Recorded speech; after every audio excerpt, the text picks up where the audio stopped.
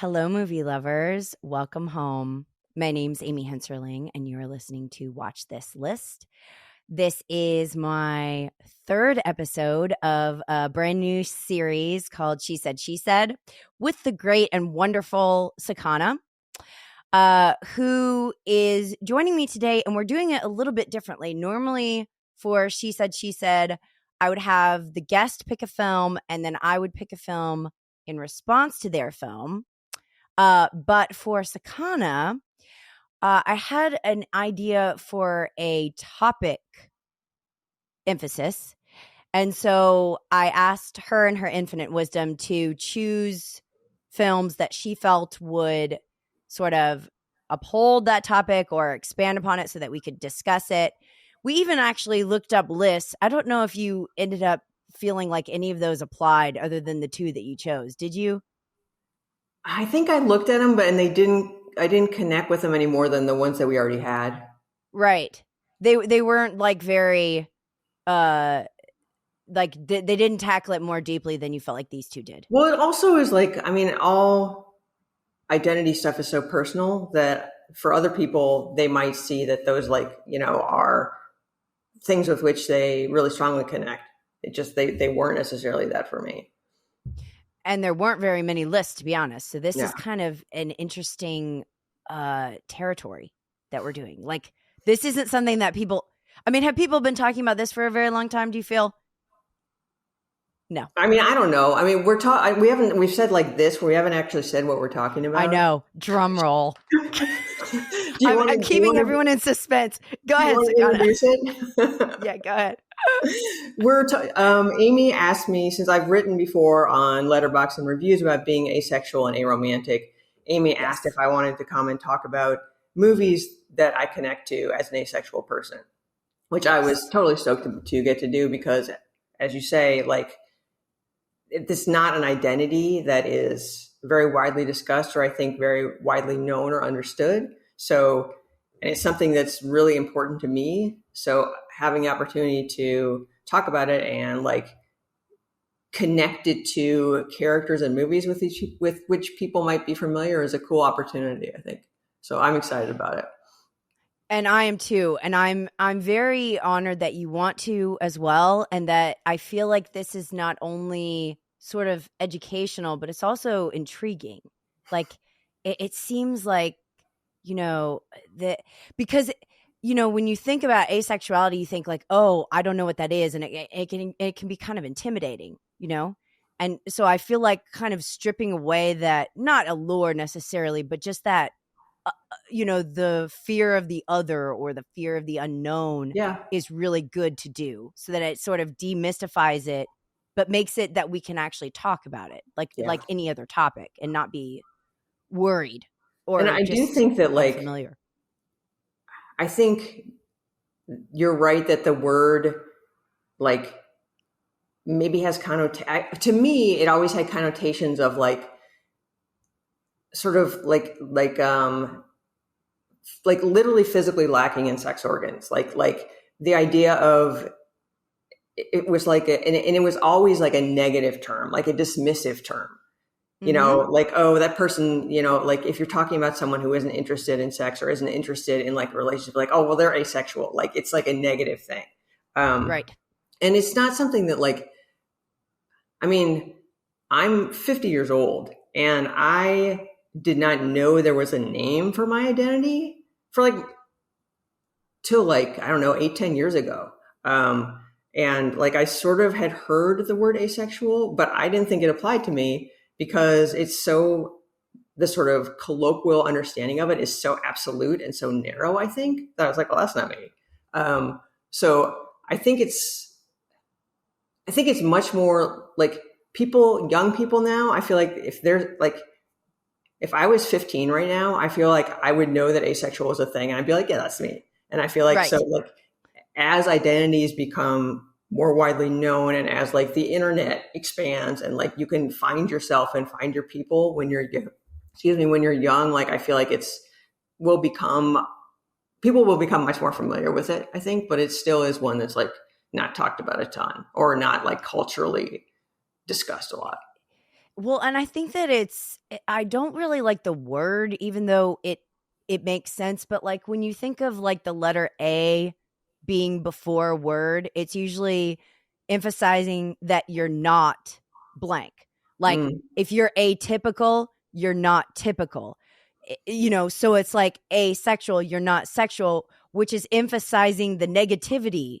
Like yeah. it makes it sound negative because it's not this instead of being one thing. Like it's unfortunate that that's the term for it, is what I'm saying, because it seems like you're just trying to like X out something rather than be something within itself. Yeah. And so I can understand how you would be, or a person would be uncomfortable being labeled as such, just because the word doesn't feel particularly comforting or positive in That, just verbiage wise. yeah, that's interesting. I never thought about that, but you're absolutely right. And like aromantic is the same thing. Like it's a thing that Yes, you're not. Yeah. you're not that. Yeah. You're not this. Yeah. It'd be like saying, like instead of saying I'm punctual or I'm running late, it'd be like a punctual. Like why can't we just say late? Because you're making your identity be what you're not. I don't Yeah. know. Something about that is kind of irritating. I'm No, realizing as I'm I think that's talking a good about this. observation. Yeah, I think you're right. Yeah, we need like a word that is its own word, not a derivative of another word. I wonder if there are things that I just don't know about. I'll have to like dig around on the internet and see. Yeah, maybe somebody will be like, Amy, there is one. Here you Yeah, yeah. go. We'll have to look at the comments. Yeah, people would be like, "Hey, dummies." We need to consult Gen Z. We need to find a Yes. Zoomer somewhere and be like, hey, what's the word for this? Yeah. But yeah, okay. So these movies, I feel like not only I think that they speak to you according to like your reviews and what you've said, but then also, do you feel like that they encapsulate something of the time that at that time they definitely didn't know what those words, like they wouldn't have even been described as this, Yeah. but they're it's nice to see them represented even in times where people weren't even talking about this at all. Yeah, I think it's interesting because something that I've observed in the movies that I've seen and in which I have identified people as asexual or as having traits that I connect with, Mm-hmm. almost always those people also could be lesbians because, True. like in movies, at least from Hollywood movies, what, through, I don't know, mid 60s at least, Mm-hmm. typically, if you like, there's only one option for women in terms of sex and romance, and it's a man. And if you don't want to have sex with a man, then there's something wrong with you. Or you're And frigid, like you've said, like in right. your review, And that I have, you're like, in the last labeled. like 48 hours, I have seen on Letterboxd people use that word like multiple times to talk about women. Mm. And it's so, and like, I think that like, I think that perhaps the appearance of that language suggests that like this stuff isn't only in the past. Like the movies we're talking about are movies from the pretty distant past now. And they're very much of their time. But I think that there are certain elements of them that are still present in culture today, perhaps. Mm-hmm. But yeah, like I think to me, because I'm asexual, I connect often with female characters who are not interested in sex, because I assume they're just not interested in sex. But within the world of the movies, since the only option is a man, they're seen as not interested in sex because, like, this whole category, these other categories, right? Women, non-binary people, whatever, like those don't exist. And Right. so they could be, these characters with whom I identify could easily be something else. If a lesbian is watching it, or someone with a different identity that does not involve being attracted to men, they might really connect with it too and just interpret them differently than I. So do you think that this is, we will get to the movies just for everyone who's listening, but do you think that these are personality traits that are shared, or do you think it literally is just lack of interest? Like because to me, and tell me if you think this way or not, frigid also kind of implies certain characteristics of female characteristics, like cold, detached, oddly kind of more masculine, like, you know, maybe more aggressive, maybe more strong-willed, you know, characteristics that are more associated with men. Like you don't like see like a happy, cheerful, engaged woman and think like, oh, she might be a lesbian. For some reason, we have like these associations with like the way that the person is expressing themselves that I think goes beyond just an interest in sex. I mean, you're talking about within the context of the movies that we're watching, right? Or like within that era. Yeah. I think that there's a lot that can be said about it, and like it's a whole can of worms talking about, you know, what people think a lesbian looks like. Oh, right. No, but I think that like all the terms, like people are seen, not I'm not talking about like in a movie sense, but like in life, like women are seen through a male gaze. Women are defined by a male gaze, right? If you read Simone de Beauvoir, she talks about that, about how women like see themselves reflected in men's views of them. And so like the way women are described is from, you know, at least in the movies we're talking about, the way these women that we're talking about are described is from a masculine perspective. And if those women are not interested in sex with men, if they're not interested in relationships with men, then therefore they have qualities assigned to them that are negative and that sort of combine to be called frigid. Do you know what I mean? Right. But does Like, that resonate with you? Like, do you feel like they're only acting that way because the men are the ones that are crafting the story? Or do you think they're kind of acting that way in like almost revolt against the pressure of that they feel that they're under to conform? I think it's complicated because I don't know if you want to start talking about the movies, but I think the characters we're talking about in some ways are really different in terms of answering that question. Yeah, let's start. So the first movie is Harriet Craig, which is directed by Vincent Sherman from 1950, starring Joan Crawford. This one is interesting to me. Also, I read that Sherman said that the character was very, very similar to Joan as a person. And he and her, I guess, were lovers for a time, so he knew her quite intimately. And I read a quote yesterday that said, like, he was worried that she would be offended playing the character, and she actually didn't think anything was wrong with her. Good for her. That's awesome. So just like setting this up as like, if you watch this movie and you are triggered in any way, or you feel like she's a total villain, Joan is acting, but also reportedly, you know, not, because it is sort of an embodiment of where she's at, according to the director. But go ahead with what you were going to say, Sakana. Well, and so like for people who haven't seen the movie, there's also an earlier version directed by Dorothy Arzner. Yeah, I read there was two. Right. Like the earlier version is called Craig's Wife, and apparently that one is a little more faithful to the play. I like this version better. Right. But basically, the title character, played by Joan Crawford, is what we would describe as a control freak. She's like consumed by having her house look a particular way. She's consumed by controlling her husband, by controlling her housekeeper. Like, order is incredibly important to her. She also does not want to have children. She also, in my view, works very hard to avoid having sex with her husband. There's one point where she sort of offers it as a means of manipulation to keep him from going out with a friend. But most of the time she's sort of putting him off. So like by every measure, except for her ability to keep her house, she's a total failure as a woman. Like if she doesn't want to have kids, she's not a woman. And for me, I do think that she's like, I know she's portrayed as a monster, But for me, like, you can see that she's like falling apart, like she's trying to survive.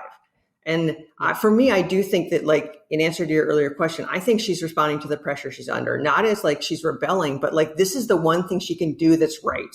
You know, like this is how she can embrace her femininity. She looks perfect. She's Joan Crawford, so she's gorgeous, and she can organize her house. She can, if she can control those things, if she can do that, maybe she'll make it. Right. And so, like, to me, that she's like, you know, she's responding to social pressure and like the only way she can, and she's just like crumbling the whole time. Right. Do you feel, this is kind of I feel like every question I ask is like a Pandora's box, to be honest, because there are certain things where I want to know genuinely, and I am genuinely curious, but then I also know that you're going to be like, Amy, this is very complicated and there's not really an answer. So just to clean slate myself, whatever I ask, if there is no answer, I really just want yours. Okay. So we're not trying to be definitive here and like experts. I really want to know what is your opinion? Because if we try to be like super like all inclusive of any possible thing, we're just not going to get anywhere. So that being said, I know that you wrote about this for Marnie, but do you feel like the implication of both these films, at least, is that some sort of trauma or some sort of parental experience, as it was for Harriet and as it was for Marnie, is what the asexuality or that lack of interest stems from? And if so, is that somewhat diminutive or diminishing of how you would feel if you're a person who feels that way and hasn't gone through anything, but then does feel that way regardless? Yeah, like as soon as you said that, I like felt myself getting emotional because like I find that so like maybe upsetting isn't the right word, but I find it frustrating, and its inevitability in movies like this is so demoralizing to me. There's a similar thing in the movie called The Chapman Report, which I sort of also considered. And when I think in my review for that one, I wrote about it, but it's something I really think about, especially with the other movie we're talking about is Marnie, but especially with Marnie and The Chapman Report and Harry Craig to a degree. The idea that like there could have been women sitting in the audience watching these movies who were like, holy crap, I see myself. Like, that's me. And like, you know, especially, I mean, in Harry Craig, she's portrayed as a villain, but I think even still, like the opportunity to identify is so rare that I think perhaps that still could have been a positive. And then inevitably, they're broken. Right. And like, I mean, that's something that I wrote down when I was thinking about it, is that these characters they're either depicted as monstrous, they're unlovable, or they're broken, or often all three of them. Like, and it's because they're not, you know, they don't fit into society's definition of what a woman is. And therefore there is something wrong with them. That like they have to have, and like Harriet Craig is sort of depicted as a villain who has to be punished, right? She's sort of left with nothing. And it's incredibly depressing. And it's like, she had this trauma. The movie says that's why she's like she is, but like, you know, like it's too late. I don't know if that like, and whereas in Marnie, she's lucky that she has this wonderful man who's there to fix her, you know, like with his magical dick and his magical brain that understands everything, even though no one else, you know, like, so the fixing thing is a big one. They're often these women can get fixed by like the right man. It seems like in Harriet Craig, like she's not worth saving almost, or she's depicted that way. And that she's only the way she is because her father left and she hated him so much, and she saw what it did to her mother. Like that whole monologue at the end where she's like, I had to quit school and I had to work. So there's all this tremendous built up resentment, as well as the control and abandonment issues are because of those are her coping strategies. I mean, basically her neuroses is her survival strategy. Right. Like that's the only way she can cope. Right. And you're not, you're not allowed in this era to be anything but a straight woman, a straight cis woman who is interested in sex with men without there being an explanation for it, because it's unnatural. And so the movies have to find a way to explain it, to make it so that, you know, there's a reason that these women are like this. They can't, it's not allowed to be a natural thing. Right. Right. So I would think that in that depiction that would be, I think that there's like two things going on that I see. There's like the positive where you are able to identify something that you don't normally see and you just feel relieved that you can see yourself in something. I think that's something that all of us experience with film who love movies, when we can see ourselves whatever way that is.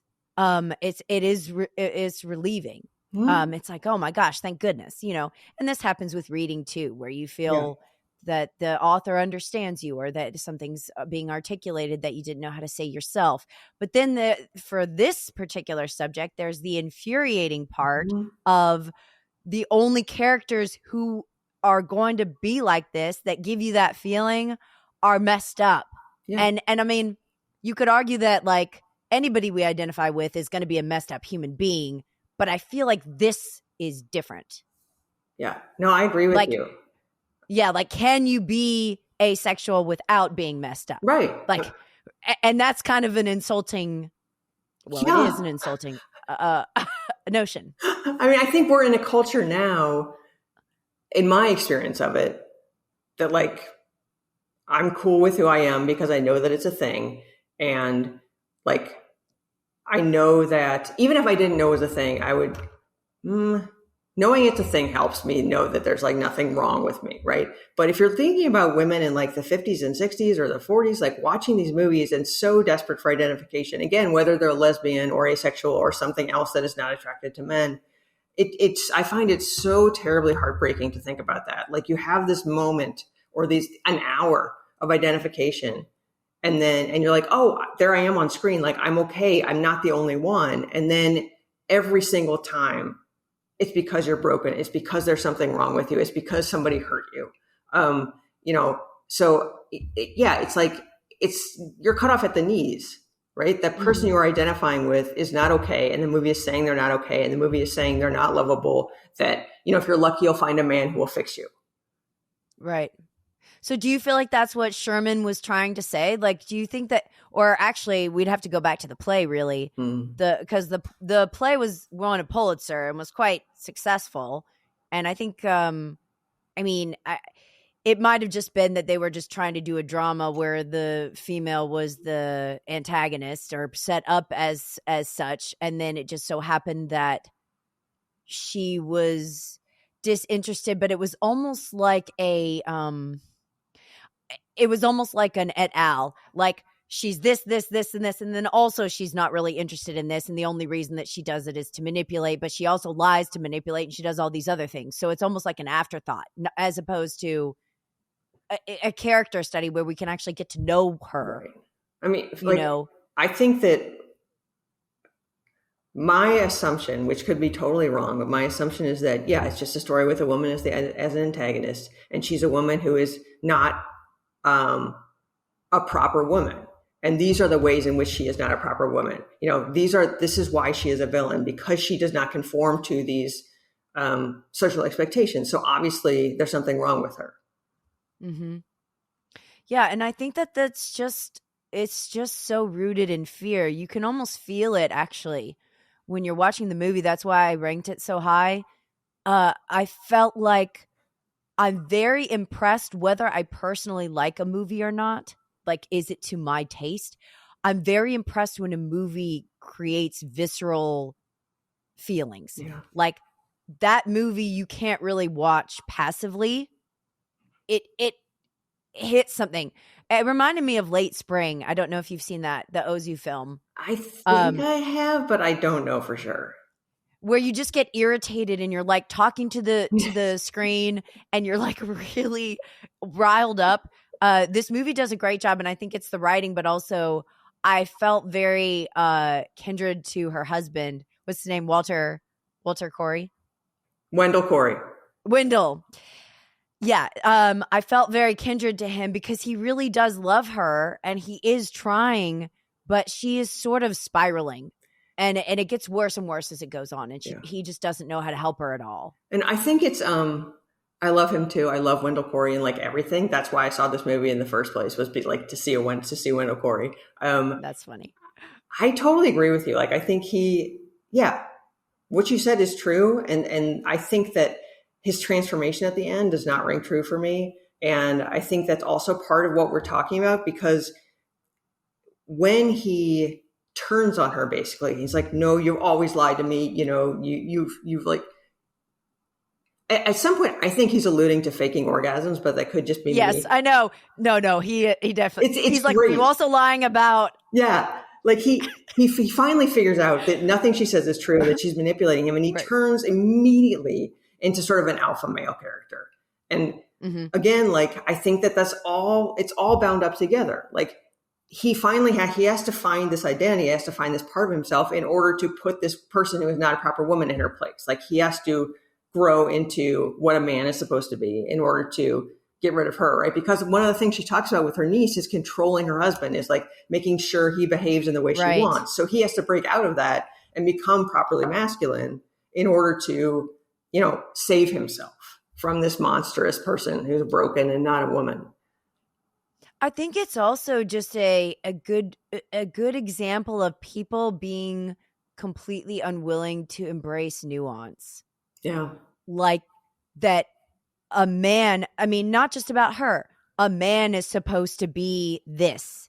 Like, he goes to work and he drinks at work and he travels and he hangs out with the guys and whatever. That is also unfairly thrust upon him. Like that expectation and that definition is imposed, whether he wants to be that way or not. Like, I got the sense that the way that he reacted towards her wasn't actually how he felt, but how he's supposed to feel. Like how a man is supposed to react if they find out that their wife did X. So this is just like everybody in this movie is playing their role, even the maids. Yeah. And nobody sort of is able to be like, how do I actually feel about this? Like, how do I allow myself to respond to this situation in my own way that is apart from what I'm told would be the way to do this. Right.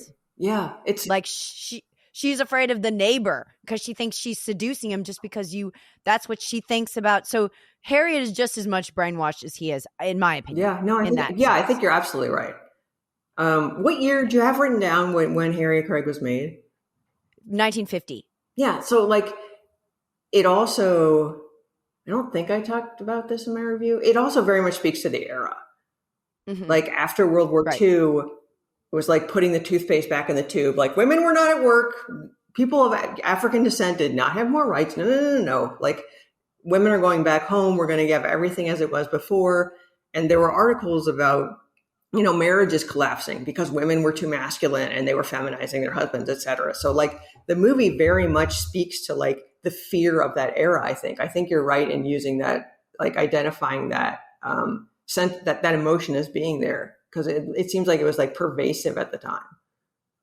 Yeah. And I mean, I don't want to get too much into it because this could be a very long conversation, but a very similar thing is happening in our culture now. Mm-hmm. Like of the movies that are nominated for Oscars and the movies that I saw that were 2024 releases, the women are very aggressive and kind of domineering and very strong-willed and know what they want. And then the men are very weak and passive.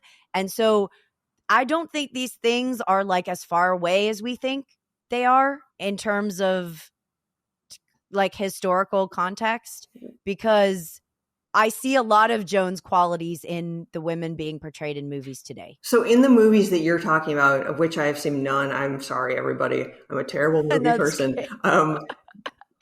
What happens? So does the conclusion end up the same? Are the women put in their place? Are the women punished? Are the women depicted negatively and the men sort of reclaim their status? Or is that just like how these, so like that seems different. No, the women are very unsatisfied and don't get what they want, and then the men are very aimless and lost and just seem to want a mother, like want to be taken care of, basically. And I mean, this happened in Dream Scenario. I got this feeling May December, which is a little bit different, but still the women were very I don't know, like gung-ho and assertive, and like what you would normally not associate with femininity. Poor Things, definitely with Emma Stone, was the men were kind of, I don't know. It's a trend that I have seen so many times now that, I mean, I even True Detective, the new season of True Detective, it's the same thing. Like, I'm just like, what is happening That's with fascinating. It is fascinating, and it's not that far off from what I just watched. But it does not, like, it films. doesn't end with those women getting like punished or fixed or whatever. It's just as like depicting that as like a new reality or as the reality in the world in the movie. Yes, it is being depicted as a new reality, but also that there is an inequality here where women are more powerful or women have more pull than men. And I mean, I don't like either option. I don't really want to go back to the 50s, but I don't like this either. I feel like it's, even Barbie to a certain extent was, I don't know. It's like so pro-feminism that it's like this instead. Do you have a sense of sort of where that is coming from? Do you think it's a reflection of like the culture around us, or do you think it's just like a particular like narrow aspect of the culture, or totally unrelated? I really honestly wonder if it has something to do with Me Too and like the that the sexual harassment stuff was coming out, which was very good that it did. But I feel like it might have made men very wary or nervous, in not like a productive manner, where it's like they're scared to even be, I don't know, like even approach a woman in a confident manner, because it's like, oh my gosh, she might take this the wrong way. I'm talking about good guys here. You know, obviously there are still men that do not think about these things. But I think it created a sort of like, I don't know, a fear to sort of be bold. And so then it kind of created an imbalance over time. Maybe that's my only guess. I have no idea what else it could be. That makes me curious about the writers of those movies and the genders of the writers and stuff. Well, I think all of these were written by men, and then they usually have strong female collaborators. So like, I know with Poor Things that Emma Stone was a producer, and she was very involved with Yorgos Lanthimos. And then No Hard Feelings was another one with Jennifer Lawrence. That was also directed by a man, but she produced it, and she's also a very strong, bossy female. And the guy he's like in college, so I mean, it makes sense that he's kind of, you know, inexperienced and whatnot. But it's this weird, like, middle-aged virgin male energy with a woman who's older, and I don't know, Sakana. You're almost making me think that I should watch these movies, like almost. I'm selling them in a weird way. Just like the trend sounds really interesting. That definitely is something that I would like to explore at some point, to just like see the characters you're talking about. Yeah, and I wonder, it kind of makes it, I don't know if you feel this way in like life, but it kind of makes it so that if you are a strong female, which I feel like I am, and I feel like you are, that there is this weird expectation, not just in the asexuality department, but just in like how men feel about you, and how like if they want like women to be soft and agreeable and all this stuff. I don't know if we're further away from that than we were at the height of the like male gaze cinema that you're talking about, or if those things are just never going to change. Yeah, I don't know. I mean, there are still studies about, you know, women who are very careful with their grooming and are conventionally beautiful get paid more, are more likely to get hired, et cetera, et cetera. You know, and there's always it's women in power often feel, as you know, as if they have to like bend over backwards not to seem aggressive. And like that goes Yeah. even more so for women of color, obviously, you know, who are seen as threats if they are, you know, do anything other than be incredibly passive often. And it doesn't seem like that's going away. But in terms of like dealing with equals and individuals, maybe because I'm older and also because like I'm not looking for a partner, sexual or romantic or otherwise, like I don't care. Like if, you know, I mean, it's a wonderful, I watched a clip of an interview with Jane Fonda the other day, Oh who's yeah. like the best. And I think she was talking about that, about how when she gets older, like she just learns not to care about what people think. And I think we all care about what people think, but in terms of like the way, speaking for myself, the way I present myself, the way I move through the world, I feel really lucky to have the confidence and to be like a white cis person, to be able to sort of say, you can think what you want, but I'm going to be as authentic as possible in this space. And I recognize like it's a huge luxury to be able to do that, right? Like something that I was thinking about, there are like growing up asexual, I think is hard in some ways. It's largely because like it doesn't exist. And so like, what's wrong with you? But like, that's like my hardship. I wasn't like hated because of how I looked or attacked because of my gender identity or because of my sexual orientation. You know what I mean? So like, there's a lot of degrees of hardship or suffering. And as like a cis white person, I'm lucky to be in a position where I suffer less of that than a lot of people, even being asexual and aromantic. Right. It's more of like an internal Mm-hmm. struggle or an internal trying to understand, you know, maybe how to even express yourself authentically in the space so that you can feel known. Yeah. And You also know, like there's knowing that there is something to present.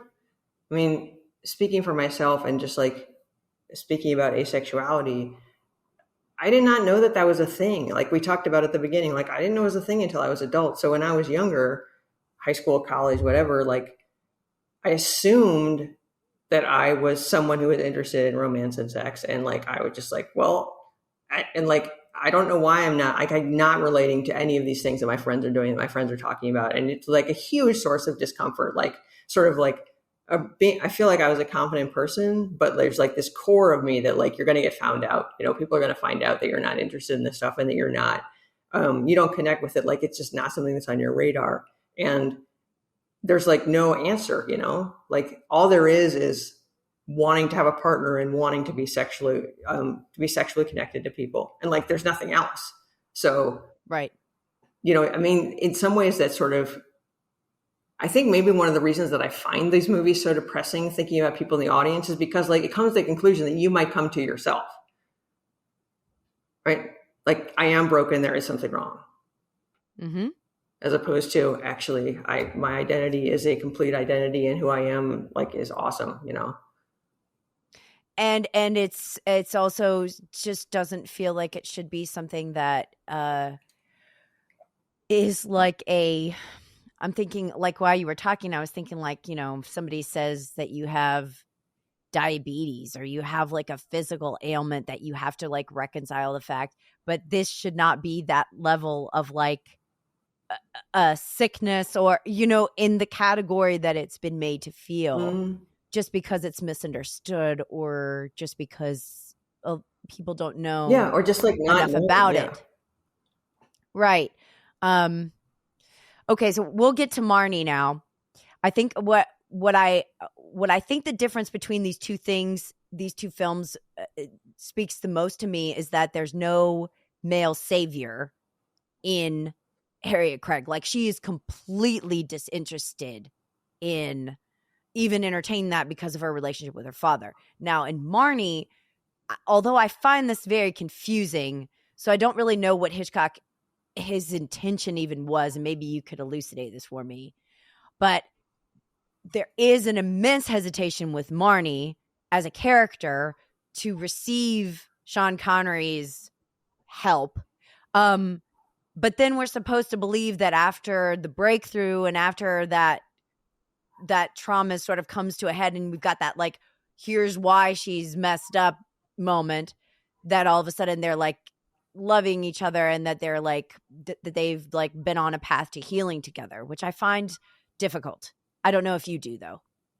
Yeah, I mean, I will say, like, just real quickly, I don't think Marnie is interested either. Like, the character of Marnie, that human being, like, she doesn't want anything to do with this guy from the very beginning. Right. Like, all of her being fixed or softening her attitude toward him is through him giving her unwanted attention, whether it is assaulting her or, hiring a detective to look into her past, or like taking her into her mom's house and, like, screaming at her mom. Like, none of those things are things that she wants. And I do think that's a difference, because, like, you mentioned that Wendell Corey's character seems like he actually really cares about Harriet. And she seems like it's really, there's a couple times when they're very cute together. Like, she has some sort of affection for him. I agree. And it's like it's almost like the movie thinks she missed her chance, like she did not treat him right. She was not a proper woman for him, and therefore salvation is like sailed. Whereas here, she has this like savior who, I mean, I said this when we first got on, like, this movie is so dumb. Like, but you love it though. This is the second time I watched it. I messaged Amy, like, right when I finished it this time, because I loved it. The first time I watched it, I had a lot of conflicting feelings. If people haven't seen it, Tippi Hedren is the title character. She is very difficult to figure out. She has like multiple identities. She gets jobs. She robs places. She runs away. She has something weird with her mom. And also, she has Sean Connery, who has decided that he, like, it's so offensive. Like, he says that she says she's not interested in him. She says I've had no lovers, no setties, no beaux, no gentleman callers, no nothing. And he's like, I'm really surprised men haven't been interested in you. And she's like, I didn't say that. I said, I'm not interested in men. Right. And his response is, well, we're going to get married because I can't put you out into the wild. It would be morally irresponsible of me to let you go. Like, bro, it's so offensive. But I think, like, I mean, when we stopped messaging, I was sitting down, like, thinking about writing a review that's like put up later after this goes up or whatever. And I got really, really emotional, like intensely emotional, thinking about the movie and the character. And I think some of that is connected to Tippi Hedren and her experience on the set and her description of, like, the way Alfred Hitchcock treated her and, like, propositioning her and being incredibly aggressive with her and disrespecting her like crazy. So part of my feeling about the character is connected to my feeling about Tippi Hedren's experience. But I connect with the character of Marnie so much. Like, I love that there are scenes where I think a lot of it is through Hedren, through her performance, but, like, she is allowed, there are occasions where she's allowed to be a full human being, not just like a vector of broken woman for Sean Connery to save. And in those scenes, she is so, like, powerful to me. And she is so clear on who she is. Like, she's, like, huddling in the corner of the couch away from her husband because he's sort of demanding sex. And she's like, I don't want sex. I don't want you to touch me. And she says, I know who I am. And his response is, I doubt that. But, like, she does know who she is. Like, this fundamental thing she knows very well. And I think even though society has told her over and over again that there's something wrong with her, there's part of her that, like, is totally cool with that. Like, the way she talks about the fact that she does not want a man to be with a man, she's very comfortable about it. She's not ashamed of it. like when they're in the car talking about it. And I love sort of her strength in those scenes. And there's a scene later where he's trying to doctor her, trying to get inside of her head, and she just tears him apart. Yes. And it's beautiful. Like, she is so fantastic. And I think that, like, I feel like I value the character so much because, in spite of how incredibly offensive the movie around her is, like how incredibly stupid the psychology is, Marnie and the way Hedren plays her, like, she manages to, like, be this little core of strength and truth in the movie. And I think that's so incredible. Like, I think that's like really, really precious to me, is what I sort of realized this time watching it. Yeah. It almost reminds me of like Possession or like Fire Walk with Me, where despite the fact that they were directed by men and they have like certain agendas and certain perceptions about them, the core female performance is so intense. Yeah. And it's so it feels like they have their own internal conviction, and it sort of surpasses the limitations of the narrative. Yeah. And then obviously speaks to you very specifically, but then, like, it's not just that she gives a good performance, it's that what her conviction is like speaking. It's saying something that you don't normally get to experience, it sounds like. Yeah, it's just, I mean, and I think that's really well said about like the role of the actress in the performance, because I feel the same way about The Birds. I don't connect as much to the character, but I feel exactly the same way. I feel like Hedren like basically stole the movie from Alfred Hitchcock, and it was like, no, I'm going to make this person resilient and amazing, and like, it doesn't matter what you want me to do. Right. And yeah, I feel like this is that, except for like exponentially more. And I just like, yeah, there's something heroic about it to me. There's something heroic about the performance. There's something heroic about the character. And I think maybe it moves me so much because it's so powerful to see a person who to me is asexual, like just owning that so intensely and like holding on to that so tightly, even in the face of like horrific pressure, right? Like he rapes her. He promises he will never touch her. And like days later, he rapes her because, like she's supposed to want to have sex. He has to fix her. Right. But it does not, none of it, like, to me, none of it breaks her. She has moments of like intense weakness and like, oh, help me, Sean Connery. But to me, that's like just noise. Like, and that's definitely like a very personal thing. And I think the character that I see there is what makes me love the movie so much.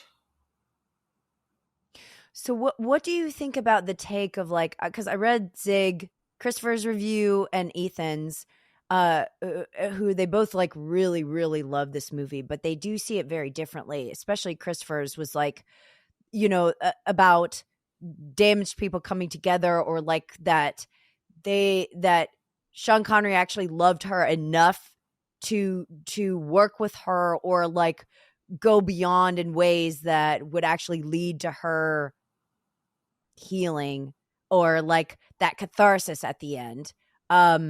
Sort of, I guess, reminds me of like how someone would frame like Who's Afraid of Virginia Woolf, where they are very unhealthy individuals, but they come to an understanding through a lot of pain and a lot of questionable behavior to then be united at the end. The difference, though, for me, is Virginia Woolf is not Elizabeth Taylor constantly saying, please leave me alone. Yeah. I don't like you. So that's where the rubber meets the road for me here. And I'm interested in the take that Christopher and Ethan have, where it's more of a he's seen more in a positive light, but it's a little bit hard for me, if I empathize with her at all, to sort of see that. I don't know if that's how you feel, but I want to see it that way. Um, I but have to admit, it's I challenging. do not want to see it that way. I hate him. He's one of the most repellent male characters Okay. that I can think of. Um, Yeah. like everybody's going to interpret movies differently. Everybody has different relationship with characters.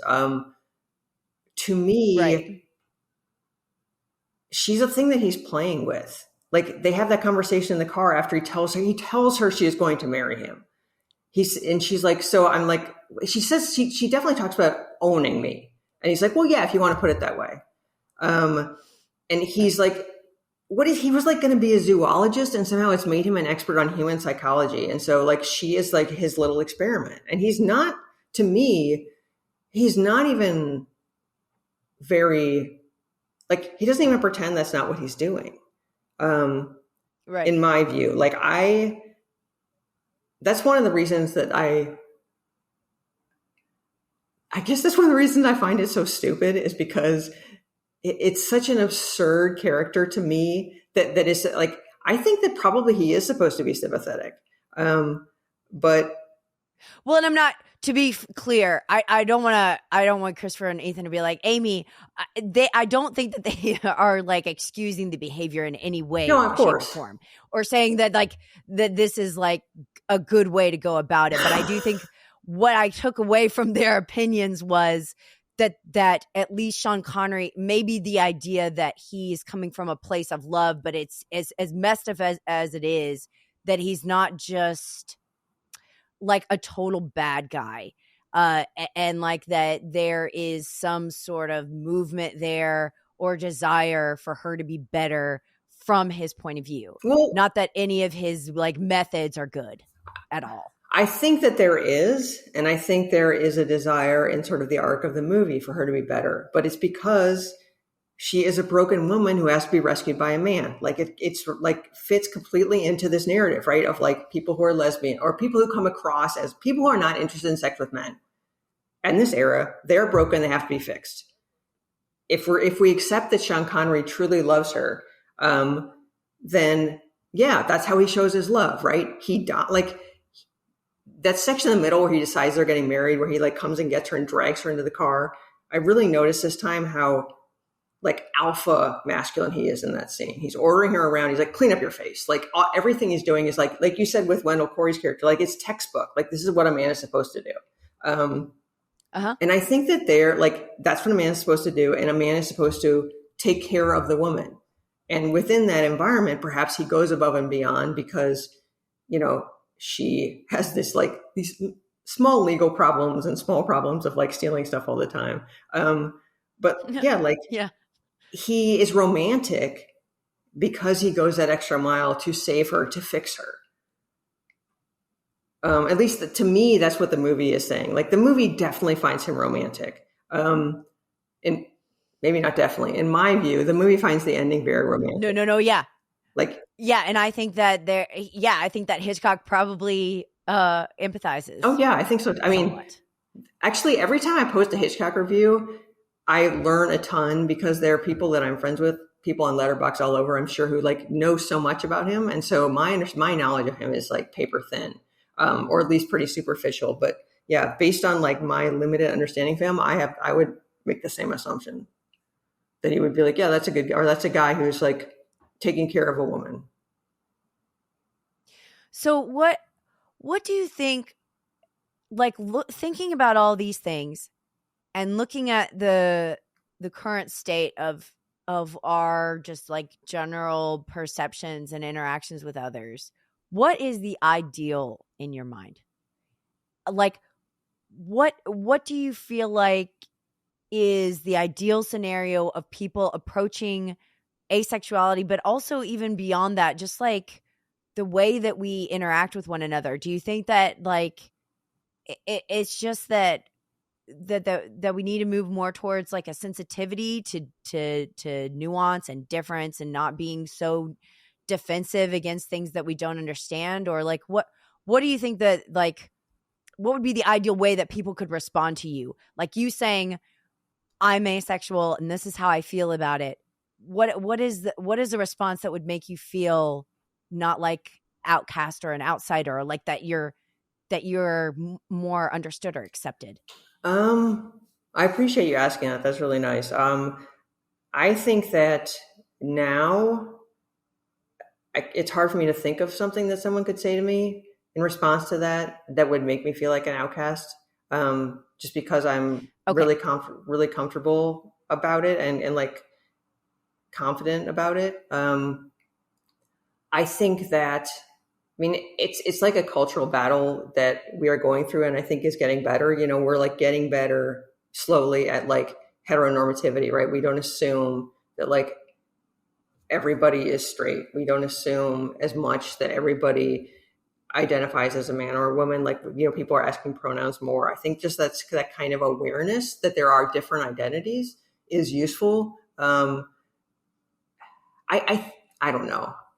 Definitely, if when I was a kid, that had been like an option, there had been an option that was like asexual, or that had been something ever that was considered, it would have made things a lot easier for me. But I think that now that is an option. Like, I think kids now know about these identities, and I feel like they're growing up, and this could be wrong. People are gonna be like, what are you talking about? But I really feel like asexual kids are growing up much more in a world that is aware of their identity. And that doesn't mean that they're not going to encounter people who are like, you just haven't met the right guy, or you haven't met the right girl, or whatever. It's temporary. It's a phase. You just have to have sex with this person, and, you know, you have to find the right person and you'll be normal. I'm not saying that conversation doesn't happen, but I do think there's a greater awareness of just the existence of asexuality and aromanticism. Is that a word?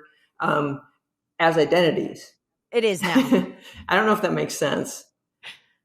No, I'm just thinking, I don't know, maybe this is how I've been programmed in my, you know, my life experience, but I'm just thinking, like, what can men do? You know, because it's a little bit of a difficult conundrum here in a sense. Like, I don't want to give too much, you know, like poor men, because men have many advantages, but at the same time, you know, well, as we're talking, I'm thinking, well, yeah, like, men do feel like they want to take care of things, they want to be helpful. Like, if we talk about like men who are caring and thoughtful and tolerant and try not to be judgmental, there is this, I think, innate desire to be a certain way sometimes, and for that to be like constantly slammed, or constantly being like, you know, well, that's how men were in the 50s and you better not act that way, or you're you know, you're sexist, or you're like this. It kind of does muddy the waters a little bit in terms of like, well, what do we want them to be like, even if we could choose? Like, so that their response to these types of women isn't met in the way that these men meet it, like Sean Connery and Wendell Corey. If we don't want men to react to us in those ways, what is it that we're asking? Like, what is that desired response? I feel like I might be a really bad person to ask about this because I'm like not in romantic relationships.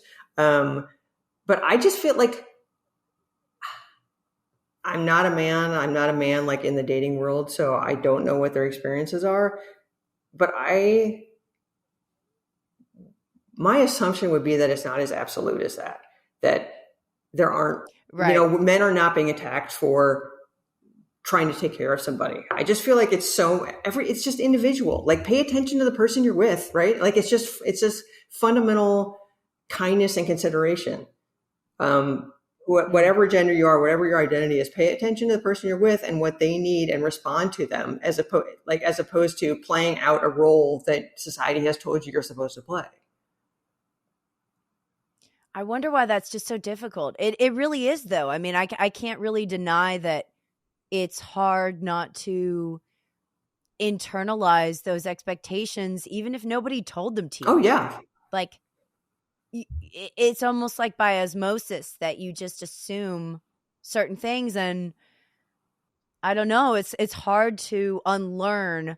At least for me, this is why I'm always like, well, what's the solution? Like, what's that? And I know it's not absolute, because everybody's in different scenarios and has different upbringings and thinking and all of that. But I do gravitate towards, I see the problem.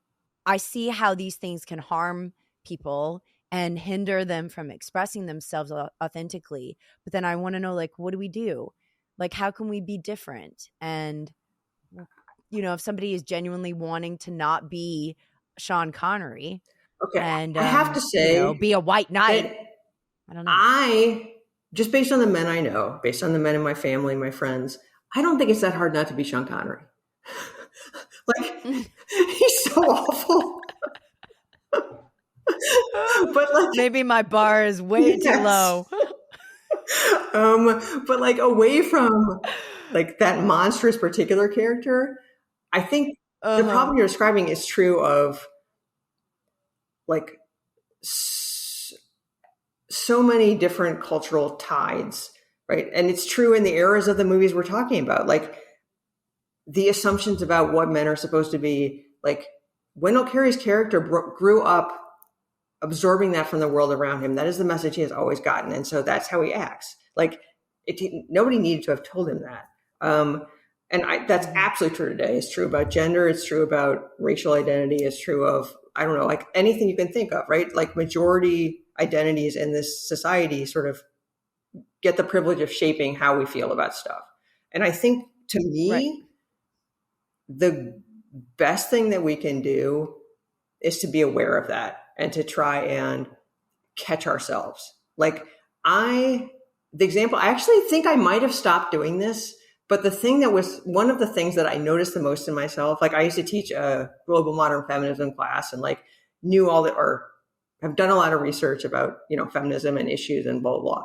But I would still like, if I saw a woman dressed a certain way, instinctively my head would be like, oh my God, why would you wear that? And like, I'd be like, Martha, what are you doing? And like, that's what I think we have to do, right? It's a challenge for all of us, but just like catching yourself, whether it's talking about how you treat somebody of the opposite gender or the same gender or somebody of like a different religion or race or whatever. Like, I don't think that we can totally get rid of those things because, as you said, like we've absorbed them, but we can make progress of catching ourselves and trying to correct them. I think that's like I think that's what we should ask of ourselves. And I think if you do that in good faith, I think things slowly improve.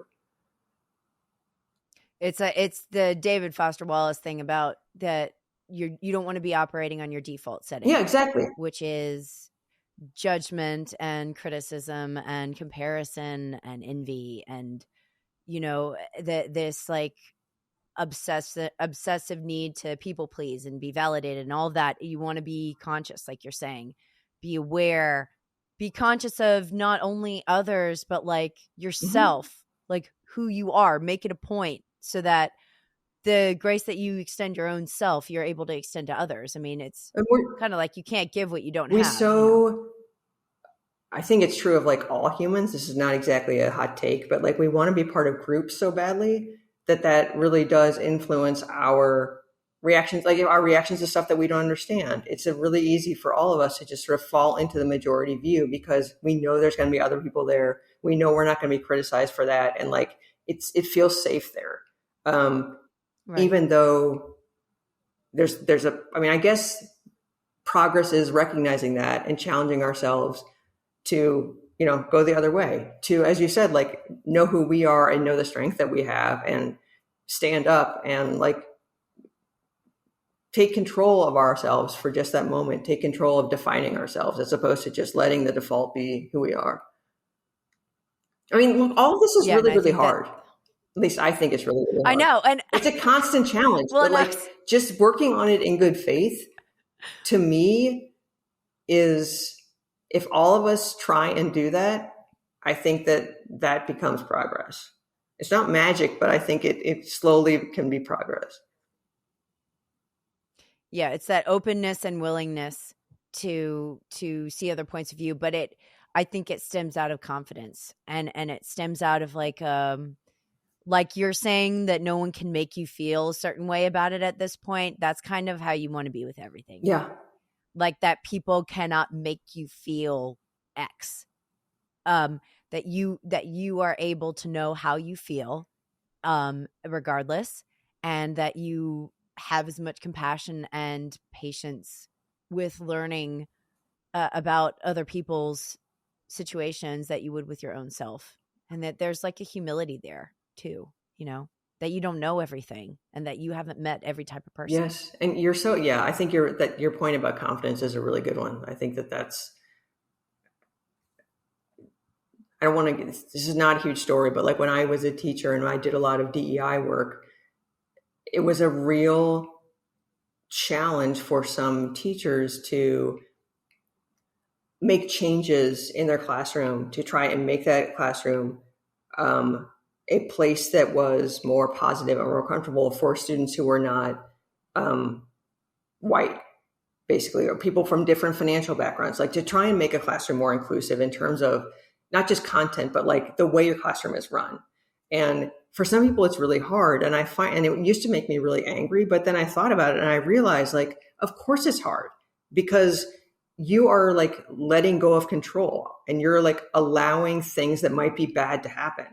And it takes a lot of confidence to be willing to take those chances. And that confidence is really, really hard won. And, you know, like I said, I'm 50 years old and I have like a lot of confidence about this one aspect of my identity. But like, there's other stuff that I'm still working on, and there's stuff that we're all working on. But like, yeah, being confident enough to let go a little bit, I do think allows like cool stuff to potentially happen. And like you're saying, it's reminding me of that thing I said when I was talking about Exotica, like self-esteem comes from doing esteemable acts. Yeah. That what builds your sense of confidence is good actions. Like you're talking about, like reaching out, trying to facilitate ways that might not work, but you're like trying, like you're genuinely seeking, and you're genuinely trying to uplift yourself by putting yourself in scenarios where you can be of service to others. All of those things are going to contribute to your level of worth. And if you don't have that, it's very hard to act in loving ways. And it's also part of that is also letting go of like those norms we're talking about, I think, like letting go of the things that define the group, you know, that enables you to do the things you're describing. Right. It's putting down those boundaries. Sakana, I can talk to you till the end of time. I am so grateful for this conversation. It's been very edifying for me. And I feel like this has helped me in terms of my narrow-mindedness being expanded. So I appreciate that very much. Thank you. Thank you for having me on. Like, I'm so honored to get to be part of the series. I've loved listening to Cupcake and Maddie, and I'm really excited to get to add my voice to it. Thank you for asking me. It's really fun to talk about for me. So I appreciate you listening and for giving me the space. Thank you, Sakana. And everybody watch Marnie. Check it out. Watch Harriet. Marnie's real dumb. Cringe, you guys cringe with us. Just a caveat. Sakana thinks this movie's moronic, but she loves it so much. It's a perfect endorsement. And we'll see you at the movies.